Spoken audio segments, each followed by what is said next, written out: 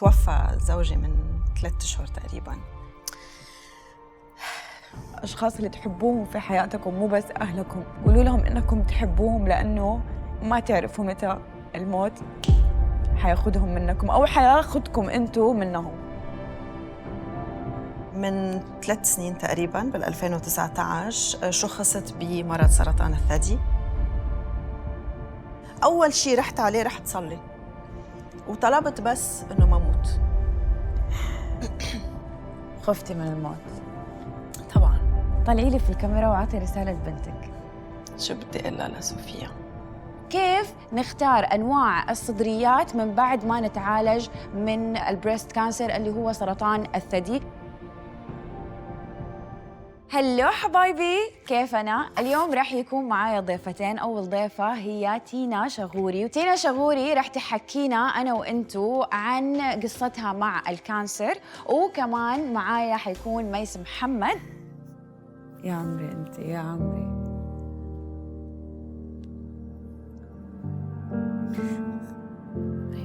ورح يكون معايا ضيفة مختصة بأنها تساعدنا كيف نختار أنواع الصدريات من بعد ما نتعالج من البريست كانسر اللي هو سرطان الثدي. الهدية اليوم رح تكون سلة مليانة أشياء روايحها تجيب السعادة، مقدمة من ماركس أند سبنسر. كل عليكم تعملوه إذا تبغوا السلة هذه تحت في التعليقات اكتبوا لي اسمكم بالكامل وأنتم من أي بلد. البطلة لليوم تينا شغوري. هاي تينا. هاي كيف ليلى، حالك؟ الحمد لله. قبل ما تعرفي إنه معاكي بريست كانسر سرطان الثدي، كيف كانت حياتك؟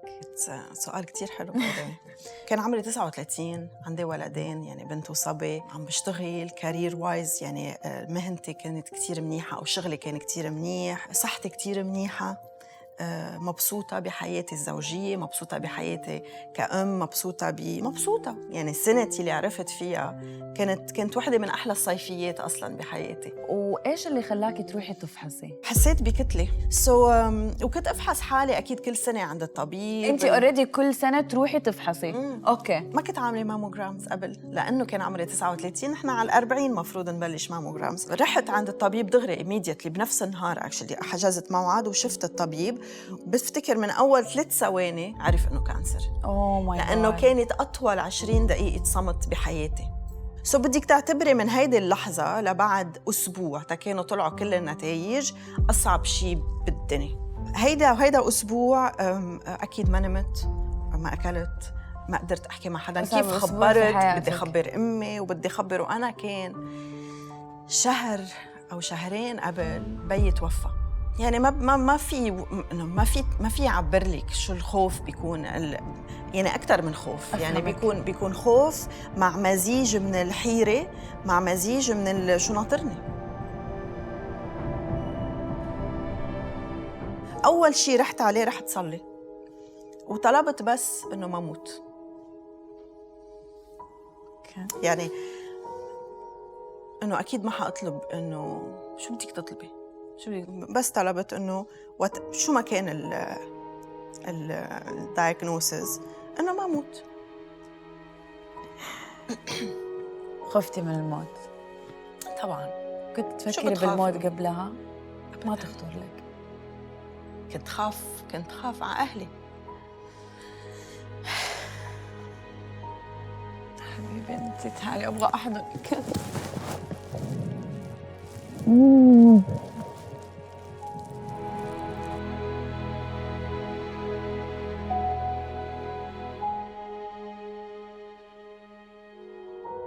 وقت قعدت مع الطبيب تنحكي على العلاج، وقال لي إنه بدك تعملي كل أسبوعين جلسة، وأول 4 أسابيع حيكونوا كتير قوي. أول 4 جلسات يعني 8 أسابيع حيكونوا كتير قوية، ما حتقدري يمكن تقومي من التخت، حتعوزي كتير مساعدة. وقلت له أمتين لازم بلش بالعلاج؟ إنه قلت هلا بقول لك تشرين. قال لي بعد بكرة. أوف. وقت قال لي بعد بكرة قلت أنا أوكي ذاتس إت، عموت. قلت أنا عموت. ظهر الحكيم فاتت الطبيبة اللي كانت ريزيدنت باك، يعني كانت مساعدته، هلأ صارت هي كمان طبيبة. قالت لي هلأ دورك شو بدك تسأليني؟ تسأليني حيالله شيء. قلت لها قديش رح أعيش؟ طلعت في هيك، قالت لي مش بس حتعيشي، حتصحي. قلت لها كيف يعني؟ إنه كيف؟ قالت لي في عندك 88% chance إنك تصحي completely لأنه أنت stage 2. هيدا اللحظة اللي حسيت إنه أنا جاهزة إنه أعمل العلاج، لأنه في أمل، لأنه حأعمل علاج تصح، لأنه حأعمل علاج كذا كذا، برغم قساوة العلاج، برغم كل شيء قطعت فيه بالعلاج، ضليت الفوكس تبعي هي خط النهاية، والفوكس تبعي إنه أنا رح صح. طب أولادك قلتي لهم؟ ابني الصغير كان بعده كتير صغير، ما خبرته أكيد بالتفاصيل. بنتي أصريت إنه خبرها كل شيء وخبرها بسرعة وخبرها أنا. وقت قرب إنه نرجع على دبي، قلت لها مامي بدي خبرك خبريتين، واحدة حلوة وواحدة بشعة. قلت لها الخبرية البشعة إنه ما حنقدر نروح على دبي، بدنا نضل بلبنان بعد، وأنا عارفة إنه هي هالخبرية الحلوة لها. هي طلعت هيك فيي قالت لي شو الخبرية الحلوة؟ قلت لها الخبرية الحلوة إنه لقيوا شيء بجسمي ولقيوا له دواء ورح يشيلوه ورح صح. الله عليك يا أقسم بالله أقسم بالله أنا يعني واو كيف خطرت لك؟ هي هون ضاعت عم تقول إنه ها خبرية حلوة، بس أنا إنه عشو بدي انبسط، عشو بدي أزعل. هي الرياكشن تبعها كانت اتس اوكي مامي، إنه معلش هلا بروح على المدرسة هون، بس على قليلة إنه عنا وقت أكتر نقضيه مع عائلتنا هون وحنتسلى. قلت لها كتير حنتسلى طلعي لي في الكاميرا وعطي رسالة بنتك. شو بدي أقول لها لصوفيا؟ أنا كتير عندي ثقة إنه أنت رح تطلعي كتير قوية وكتير ذكية، وكل التجارب البشعة اللي قطعتي فيها واللي عم تقطعي فيها هلأ، أنا بعرف أنت شو عم تحسي، وأنا بعرف قديش صعب كتير أشياء، بس بوعدك إنه التجارب حتعمل منك مرة exceptional. الله يا حظك يا صوفيا، يا حظك يا حظك.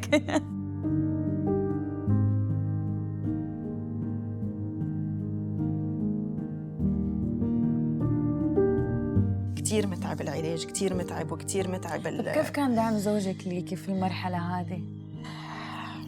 أكيد حيلا شريك حيكون عم يدعم زوجته بطريقة أكيد قد ما فيه وقد ما بيقدر، بس أنا بفتكر إنه ما في حدا مثله.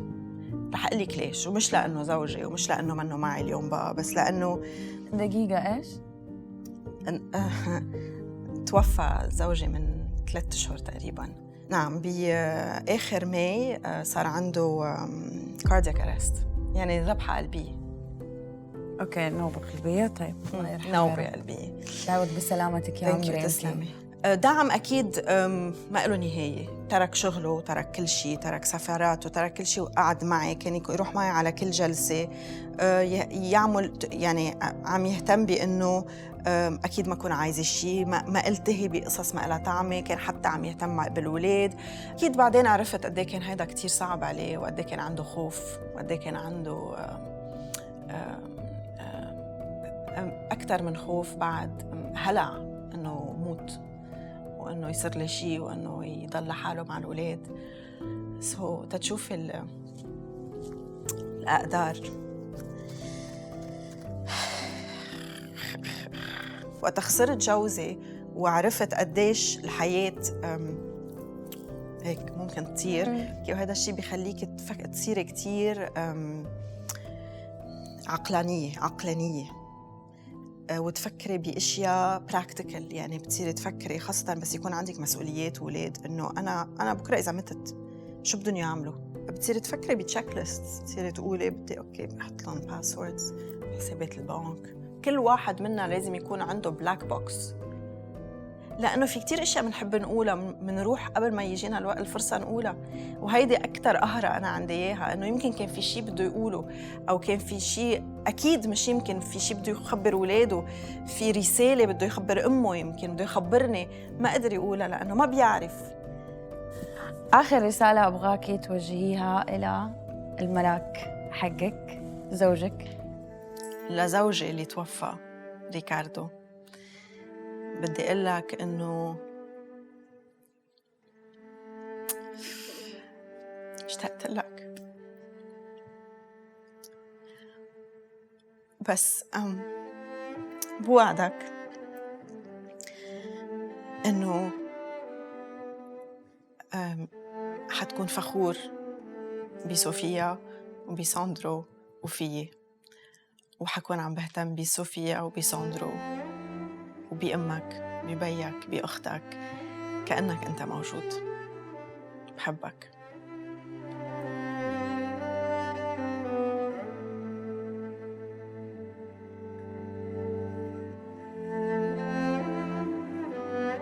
وأنا من هنا أبغى أقول قولوا للأشخاص اللي تحبوهم إنكم تحبوهم. مو غلط، الدنيا ما يعني فانية، كلها فانية، فكونوا لطيفين مع بعض.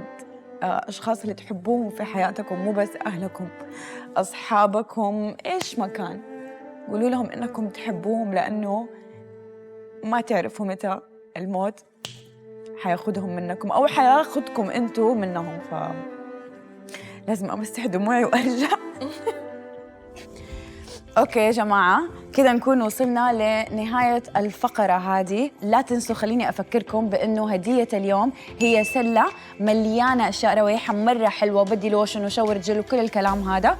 كل اللي عليكم تعملوه عشان تفوزوا بالهدية تكونوا مشتركين في قناة مزاج، وتحت في التعليقات اسمكم بالكامل وأنتم من أي بلد.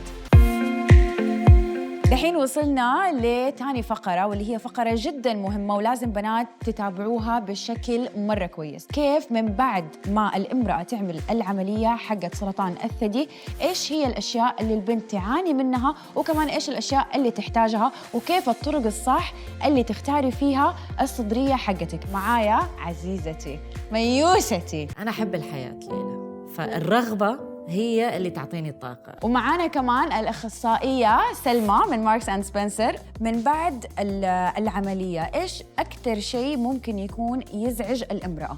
الحساسية. حتغنيها الحساسية.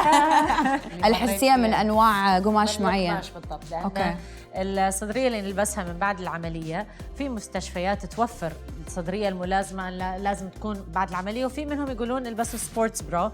فمثل ما أنتم عارفين إنه السبورتس برا أول ما الواحد يحتر يعرق يسبب حرارة صح. بالجسم. وبما إنه لما الواحد ممنوع يشيل الصدرية ولازم يكون فيها 24 ساعة، فهذه كانت مسببت لي أزمة. فحابة أسألك إنه شو أنسب صدرية ممكن تلبسها؟ لازم تكون قطن. شيء ثاني مش أي قطن، يكون قطن ناعم جدا، يكون نسميها كولينج فابريك. على طول جسمك يكون بارد، مثل ما قالت ميس إنه يوم بتصير تسوي رياضة أو شيء فهي تعرق. مثل هاي الصدرية اللي نشوفها، فهي هاي الصدرية الأساسية اللي نلبسها من بعد العملية، اللي يفضل يكون إن الفتحة أو التسكيرة من الأمام مثل ما أنتم شايفين هنا، القماشة قطن وأكثر من ناعمة وباردة. وكنت أتمنى بصراحة إنه بوقت اللي أنا سويت فيها العملية كنت لابستها. الخامة اللي تكون من داخل لازم تكون إجباري تكون قطن عشان العرق، عشان الحركة اللي نتحرك فيها فتكون سهل. وشيء ثاني اللي كنت أبغى أرويكم إياه هني، يعني مثل ما لاحظتوا هني الجيب. هي الجيب جد جيب. هي حط فيها الإسفنجة اللي موجودة هني داخل، فالوحدة يوم تلبسها بتحس إنه فعلا هو كنظام، إنه فعلا يبين إنه هو برا. وشيء ثالث إن لاحظتوا إذا البرا نفسه مصممة بطريقة إنه في شيب كليب، مثل ما قلت لكم ورا يكون عريض جدا، إنه بس يكون سبورت حق الظهر. الستراب اللي موجود، الحمالات اللي موجودة هني في أنواع فيها تكون أعرض، هذا حتى لو هو ضعيف بس سترونج إناف. حين هذا عندنا نوع ثاني، هذا يكون أبسط شوية، أسهل شوية في اللبس. هذا يكون أكثر شيء حق الناس اللي مسوي عمليات تجميلية تعتبر أكثر شيء، وحتى أنتم مثلا تسوي بوست سيرجري مثلا حق فأنا بيكون مريح جدا. إيش هي الطرق اللي سهلة تخلينا من جد نعرف إيش المقاس وكيف الصح لجسمنا ولشكل جسمنا؟ البحوث والدراسات شو تقول 70% من السيدات والنساء ما تعرف قياس الصح من الصدرية اللي هي تلبسها. فأول نصيحة بعطيكم إياها، تشوفون المحيط الصدر، فمحيط الصدر ففي طبعاً عندنا كليبس، فالكليبس دائماً يكون على الثاني. دائما حاولوا يعني هم يكون ثلاثة، دائما يكون في النص. اوكي. وشيء ثاني الحمالة الصدرية هاي تكون مريحة هني. وشيء الثالث يوم تلبس البرا الصدرية لازم وهي على الجسم لازم تتأكد ان في فراغ تقدر تحط الصبع مالها. وبعدين يوم انتم لابسين الصدريه تتاكدوا من الاحاطه هني انه ما في زوائد طالعه برا. والشيء الاخير بحابه اقول لكم يوم تلبسون البرا تتاكدوا ان الصدر كامل في المحيط، الحديده هاي مش جايه على الطرف على التيشو. فاحنا كماركس اند سبنسر احب اقول لهم تعالوا عندنا وبنقايس لكم، بتعرفون شو السايزات الموجوده عندكم وشو انواع البرا، شو الرينج الكبير اللي موجود عندنا في ماركس سبنسر. بعد مشوار اكثر من سنه اقدر اقول لكم يا بنات خلي الابتسامه بوجهكم، اهي أنا موجودة وبعدني بدي أعطيكم هذه الرسالة. عيشوا كل لحظة كأنها آخر لحظة بحياتكم، وخططوا كأنكم راح تعيشون أبدا. سرطان الثدي ما هو لعبة، وقلت لكم قبل كده، وواحدة من الناس اللي أنا أعشقهم عدت من المراحل هذه اللي هي ميسة محمد، واليوم هي بطلة بالنسبة لي وبالنسبة لكل أحد بيتابعها. أنت كمان لو كنت بتعدي في المرحلة هذه أنت بطلة، حتتغلبي عليه. إذا كنت عم تخوضي العلاج بدي أقول لك إنه هيدي مرحلة وحتعدي. خلي إيمانك قوي وخلي ضحكتك وابتسامتك، وتذكري إنه نحن اليوم في علاجات وفي وسائل كتير متعددة تنتخلص من مرض سرطان الثدي، والحياة كتير حلوة كتير حلوة، ونحن عايشين ونحن عم نوعى كل يوم وبعدنا موجودين، لازم نستفيد من الحياة. كده نكون وصلنا لنهاية الحلقة. أبغى أتشكركم. لا تنسوا الهدية اليوم مقدمة من ماركس أند سبنسر، سلة مليانة لوشن وعطور وأشياء ريحتها تجنن. وأبغى أقول لكم حاجة، اليوم الست كامل وملابسنا مقدمة كمان من ماركس أند سبنسر. كل اللي عليكم تعملوه أنكم تكونوا مشتركين في قناة مزاج، وتحت في التعليقات اكتبوا لي اسمكم بالكامل وأنتم من أي بلد. 3 2 1 حبي نفسك.